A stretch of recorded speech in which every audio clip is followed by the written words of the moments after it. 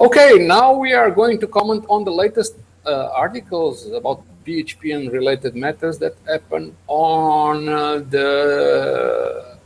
actually or published on August in PHP Classes blog. So we are going to start precisely. Let me share the screen here if I can make it. Okay, can you see it? Yep. Okay.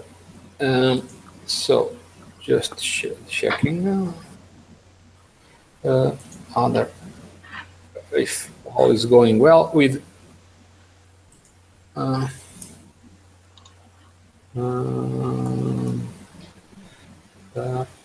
okay.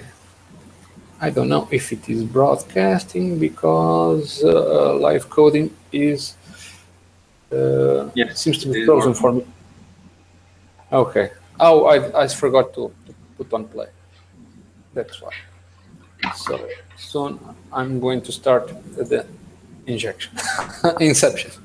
So anyway, talking about the articles of this month, we have, as usual, several articles that are not exactly about programming, but they are about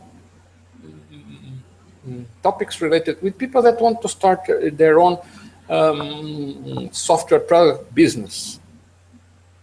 So there are some articles about software product business and others about more technical PHP related things. So the first article that I'm going to comment is about a new video that was published about 3 methods to discover ideas to create new software product businesses with good potential.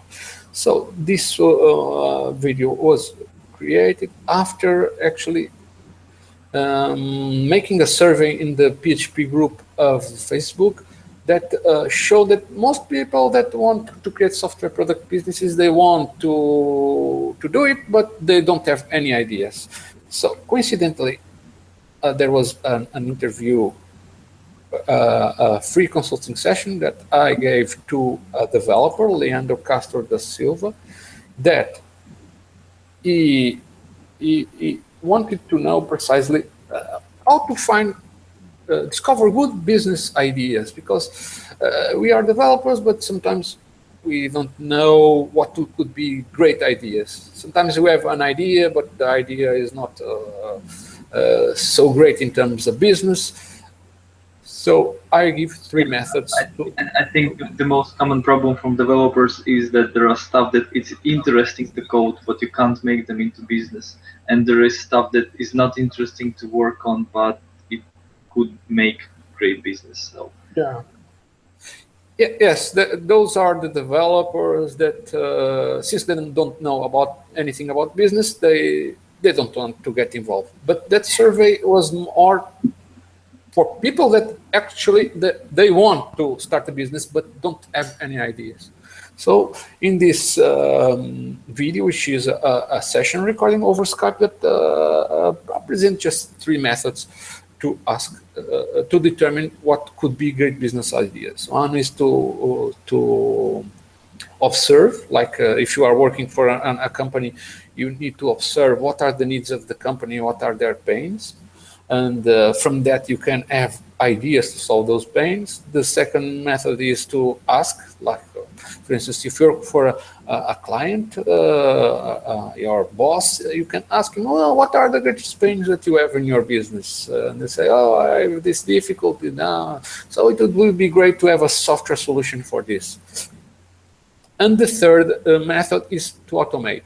I know many things that currently are done by manually by humans in the future will be automated by software or robots or something, or a combination of software and robots. After all, robots also run software. So these are the 3 methods. So you can watch this video and actually learn more how they would work. Now, moving on to another article, which is more about solutions to, for instance, log events and show them in a cool way. This is an article written by José Luis Lasso for in the PHP classes blog, and it is related with a package that developed. It's called PHP status graphs, and basically it as a way to retrieve data from a local database and generate graphs in SVG format. So these are some examples of the graphs that it generates. So it would be interesting for you to also take a look if this is something that you are doing in your job or work that you need to do. The next article is also related with the software product businesses, and it is about actually consulting session that I gave to a developer that asked how can he make his software product very interesting for his potential customers. So this is more about marketing. How can I find customers and how can I sell them my solution? And how can I make my solution better so they can make it very interesting? It talks about a method that is called design thinking, which is a method that allows you to create software products that are interesting for your customers. So you can attract many customers and they become very happy. I don't know, Arthur, if you ever had this question of how can I make my software products better. I think you tried to create your own business before, right? Yeah, it's had lots of different experiences and failures at different stages, but I never had probably more like customer oriented specifically. It's more like it was more overall APIs, no? Yeah. Oh, I see. So it's more business to business. Yes, something like that. Still, your business customers, they have needs, and you can also apply this method to how to determine what are the exact needs and make them very happy. It is a process that requires some research. You need to study it, but in this video, I give you some guidelines. And later there will be actually a course on software product business creation on which you can learn more in detail how it works and apply it in practice with support, so we can clarify any other doubts that you may have.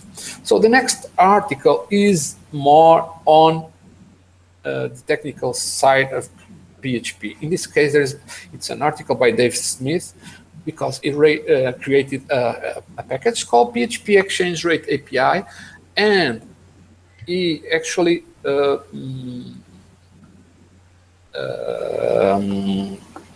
developed this package to call an API that gets exchange rates and makes calculations to convert rates between different currencies. And one interesting thing is that he has actually the API that he is using can even retrieve values from the past up to the year 2000. So if you want, for some reason, you need to know what was the exchange rate in a past date, this API can address that problem. And this package and this article were written by Dave Smith, and he explains here how you can make it work. And it's pretty simple, pretty straightforward, but it's always nice to have these simple tutorials that explain users how they can benefit from this package. The next article is again about a software product business, and this one is called How to Pick Partners for a Software Product. But No, I don't know. I suppose you were the partners when you had your business, Arthur. Yeah, Yeah. not technical Well, ones, mostly that complement the skills and stuff like that. exactly. So you are pretty much on target. If you are the tech guy, you should pick partners that are like the marketing guy or the sales guy, and Or design. yes, and this article is actually another consulting session that was given to another developer that wanted to know how it can pick partners and how to offer them like shares or profits. What would be the best solution for creating a good partnership that will work forever? Because forever is probably a long time, but it works for a long time. Yeah, but because according to a local startup association over here, it seems that 60% of the businesses of startups fail due to disagreements between partners. So if you do not pick your partners well, you probably will have like disagreements. So one of the things that you already mentioned, you did right, is if you are the tech guy, avoid to have partners that are also tech guys, or else they will probably be arguing with them for some time, and if you do not get along, often the startups stop and your business kind of fails. So this was a free consulting session that was given to another developer that wanted to remain on development side, but he wants also to have somebody to care more about the business side. So I also give him some advice.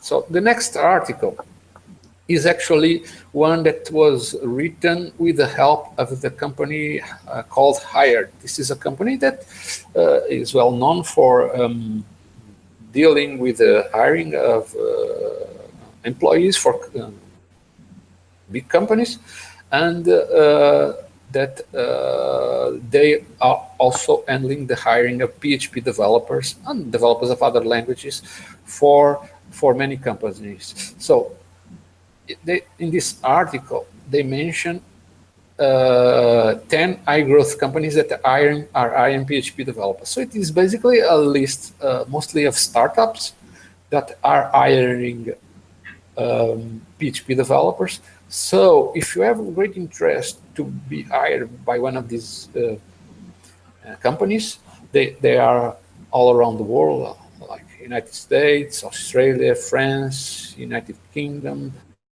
Canada. So if you are interested to be hired by these companies, they have a process that you can just sign up for free, because the hiring is paid by the company that is being employed. So if you are looking for a great job in those companies, you may apply there. And this article, I think if you click here, you go to the actual page that you will sign up to get job offers. So the next article is again yet another about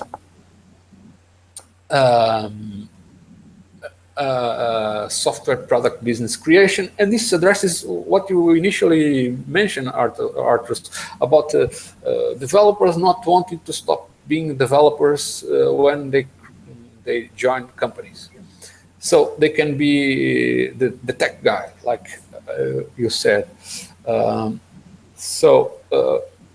In this article, I basically, actually, it is an article that points to a video on which I tell basically that if you want to be create your own software product business company, you don't need to actually deal with the business. So your alternative is to did like you did. I don't know if you did you search for those partners, or did the partners look for you? Happened both ways. Usually on events or exchanging ideas with friends who know some friends and stuff like that. Yeah. So this is I think the right way to go. Either the partners may have ideas and know that you are a good developer and invite you in, so you become a partner. Or you may also find them in events or other networking opportunities that, as you mentioned, those events. So this is just a short video to let you know what to do, how to create your own software product business without stopping being a developer, which is, like you said, something that many developers want. They want to stop working for others, have their own business, but they do not want to be the marketing guy or the sales guy, because it is not as much fun, right? Completely not fun. Yeah. Yeah. I have a perspective that is the following. Usually what you think it is not so fun, it's something that once you learn about it, it probably is not so boring. But still, being a developer is always better than being the sales guy. And anyway, For you, for me, yes. No, I'm saying that for being a developer, it's better. It's not what you think. Yeah, well, not everyone meant to be a developer. Somebody some guys are meant to be marketers and stuff like that. Ah, right. What I mean, for a developer, it's always great to remain a developer. Of course. Okay. Next article is about an interesting service that monitors errors in your applications, which is called Rollbar. This one was written by Samuel Adesina, and it is a tutorial on how to use this Rollbar service. Basically, it has an API, and you can use some components that call that API whenever there are problems in your application. So those problems get reported via that API to the server, and then you can see reports and other things that are relevant to help you to fix your bugs. Let's say that your application has many errors, and you don't know which error is more important to fix next. You can look at the reports and say, oh, this bug is happening for a long time, or is happening many more times than the others. So you can look at those reports and help you to decide. And this is interesting. It works not only with PHP, but it also works with other languages. Basically, this article teaches how to use it from PHP, which is very simple. Just basically one call that you can insert in your PHP code, and that's it. Artus, do you have a similar process to track your bugs or I mean errors in production, or do you use your own custom code? Actually, when I was working as a PHP developer, I was using my own custom implementation that would gather errors from all the websites that I managed into one place, so I can review them and fix them. But now there are many custom the third-party services. I don't know for PHP specifically, but for mobile applications, for Node.js, for server monitoring, there are lots of stuff available. Yeah.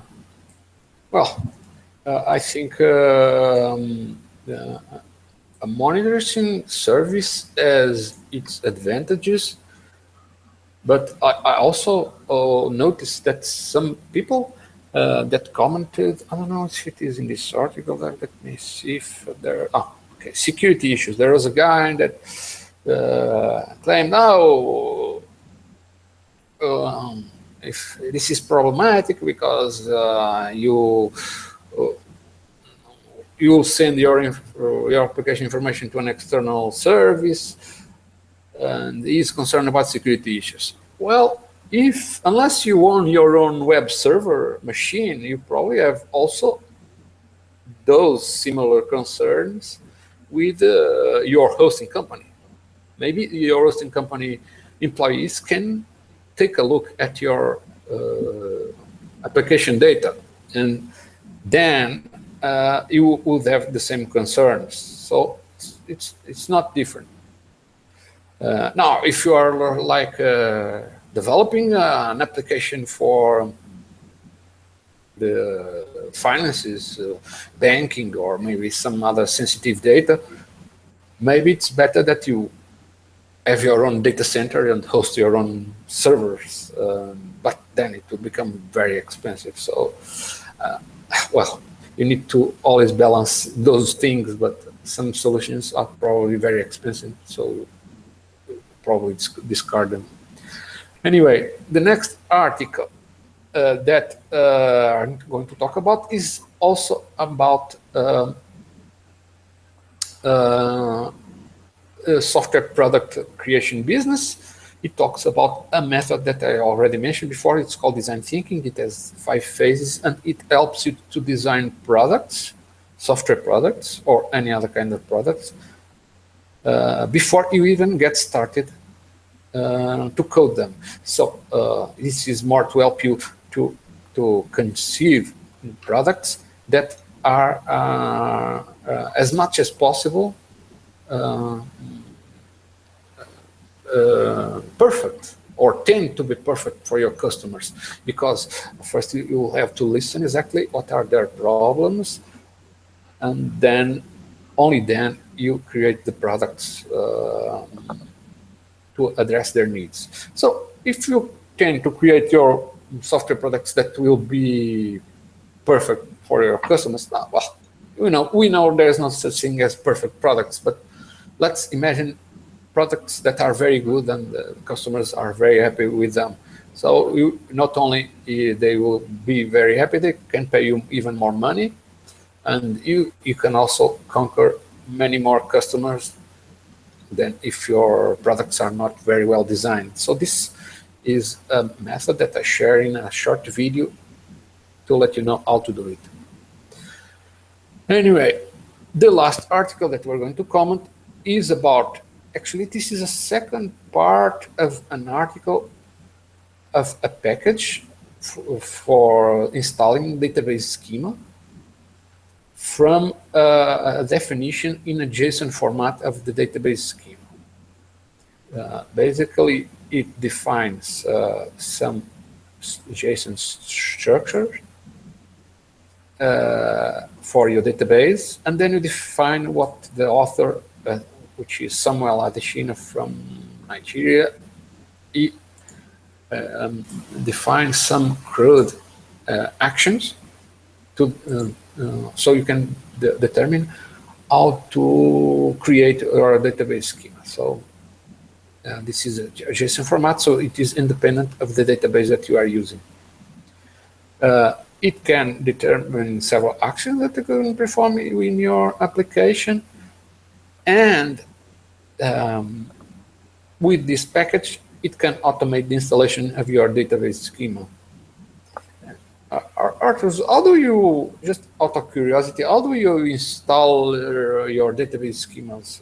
Is it like doing SQL directly, or do you have a tool that automates the generation of SQL for creating and upgrading schema? Oh, yeah, it's even easier than that for me. We are working with MongoDB mostly, which does not have schema at all. You just insert stuff and it automatically creates a collection for you, and each document can have completely different set of properties, so there is no such scheme as per se. Yeah, initially it's the actual application that defines the structure of the documents, right?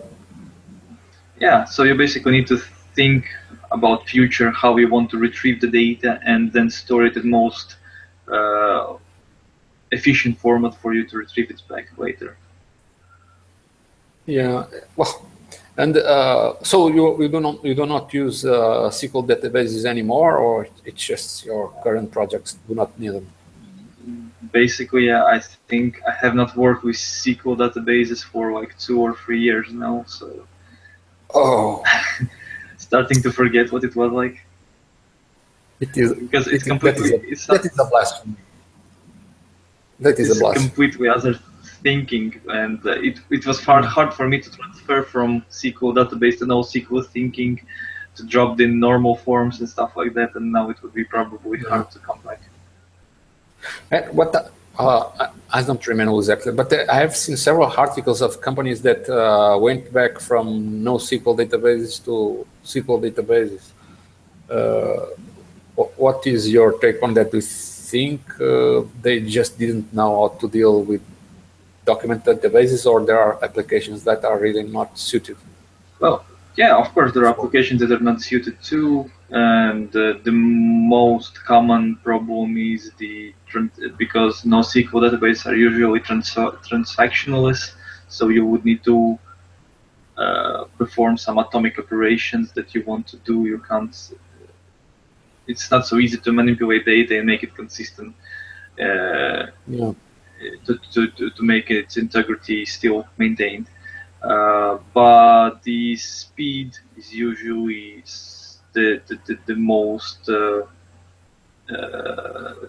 most valuable thing that NoSQL databases provide. So if speed is important, then I think there is actually no way for you to use SQL databases. Unless you access the database directly using a NoSQL interface, Maybe like that other package. maybe you need to test that more, yeah. And I think the also like sharding or replications is something which is now available in SQL databases from MariaDB. I don't know if MySQL supports it specifically, but it was in the NoSQL databases from the start. So that kind of thing is evolved and I don't easier know. to do. I never have needed sharding. And sharding, for those that don't know what it is, sharding is like distributing the data over different servers, right? Yeah, so basically you have a large table, and there are records, and you distribute it by some key, so you split it like A to B goes to one server, C to D goes to the other server. So when you read it, it would already know by the key that it should read it on this specific server. Yeah. Increase the speed. I read that it would be useful, for instance, for companies that are distributed geographically. So the customers of one country are in one shard, and the customers of another country are another shard. That would be more of replication. So there are replicas. They are still maintained and synced So between each other. sharding is still local. Sharding can be, yeah, probably most local, because only this specific information is found only in one shard, so everyone should be able to access that. And Yeah. replication sets are copies, so it would be uptime, more uptime. You could switch between replica sets and stuff like that. Oh, I see. Well, those are really advanced topics for people with large databases. So with this, we practically ended this edition of the latest PHP article reports of September. And on my behalf, that is all for now. Bye. Bye.